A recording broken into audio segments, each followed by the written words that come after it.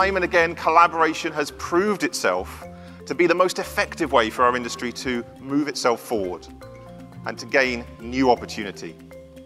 All of this is possible through individuals such as yourselves and your companies working together to shape our industry, and that's what we're here to do this week. It's about fusing our human intelligence with artificial intelligence and learning from that to understand how we can cope with some of the challenges for our world over the next 30 years.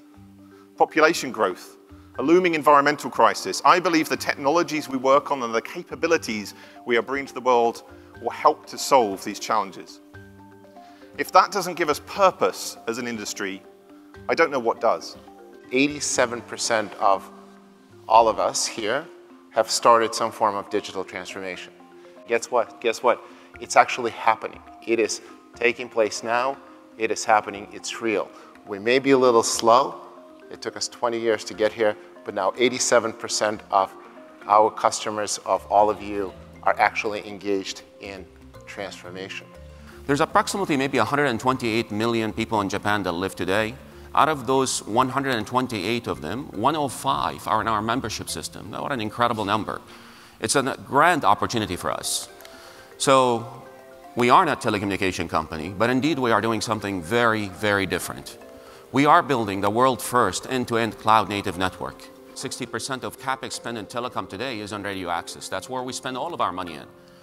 I was told by almost everybody that I'm crazy. This radio access could never be virtualized. It's too complex. Well, please come to Japan and see this in live, in production today, running the entire cloud-native radio access on our horizontal virtual infrastructure. Most boundaries, I think, are actually in our heads and in our emotions, yeah? Because the key boundary I need to break is that I'm no longer the know-it-all, that I'm not the guy who will give all the orders and people execute. I have to be humble. I have to sit down, yeah, and listen, become a servant leader, and I have to start with myself. We are talking about being open and being more collaborative across. To enable that, we are moving towards the cloud. Cloud is breaking that boundaries, technology boundaries, for being more vertical, monolith system, being much more open and horizontal, not only in the countries where we operate, but across the countries. And that's why today we have 68% of the total Telenor data traffic is being operated by the hybrid cloud, which is the converged network and IT cloud. So there is no boundaries between network and IT in the infrastructure layer. And more than 110 million subscribers are served from the cloud platform. For latency-sensitive services like Hatch, mobile edge computing can be a very massive improvement what the operators can offer and make it much more better experience for the users to experience great gaming over streaming.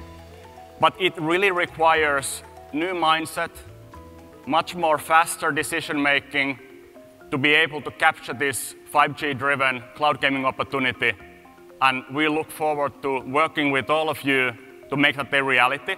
But the time to act is now, because 5G is happening now, and we are already delivering the service around the world. It won't happen overnight. You know, you start with a great plan, you go and make it happen, you build it out, it seems to work, and then it just has to mature in the real world. And it takes some time to do that maturing process. You need to get miles on it, basically. Monetization is not as easy as we think. But the edge has a unique role to play. And that role is actually latency. And putting the cloud as close to the consumption and the data generation as possible. So as if I come close to our gaming friends, what we're going to do is really allow the game to be played fast. And I'm a gamer. I know I'm old, but I'm a gamer. Works better. I love it. Yeah. Because when the car you're driving on the simulator stalls, somebody else wins. I can't accept that. I am competitive too. When I go to our other friends, whether it's a bank or a mine or a smart city, it's very, very important that this edge allows the elimination of the IT components for everybody. For those of you who don't know how you cover a football game at the moment, but you have lots of cameras, normally about 24 to 27, all plugged into a big dirty truck that's parked in the car park. they're tethered. Really difficult. When you untether them, which is what 5G enables, it means you can have a camera that can travel in on the team bus, can go into the dressing room, can come out in the tunnel, and then go and stand in camera 2 position. Completely opens up how you do your coverage. But there's something far more important, and I think the term that my colleagues over here would use is network slicing. I don't use that. I like to call it a virtual fiber because I understand what that means, i.e. it's a fiber that's there somewhere. And low latency, really, really important in the broadcast world. Yes, we started to have virtualization of RAN 2 years back. I'm just slightly a bit competitive, so we were the first one, and was in 2016 we started to work with this. But despite we have started so early, the path is very difficult. So we are running now and assessing who is ready with this cloud native technology. Almost no one in the telco industries. Edward, you're coming at this from a slightly different perspective. You're not the CTIO here.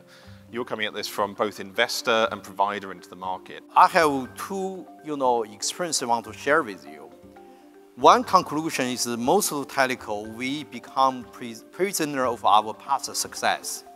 We are less entrepreneurial, and our shareholder structure, regulator forbidden a lot of opportunities for us.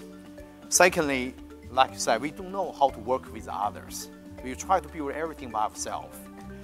And so with 5G, I think it's a major opportunity for telco industry again.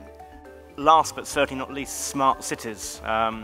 Any surveys we've done, it always comes up as being the #1 opportunity for telcos in 5G. So, Martin, could you give us some thoughts around challenges, opportunities? So where do you think the 5G cells will be first deployed? In the cities. So how do you get 100 cells per square kilometer somewhere? You have to negotiate with those who have the space. Who owns the data that's going to be processed there?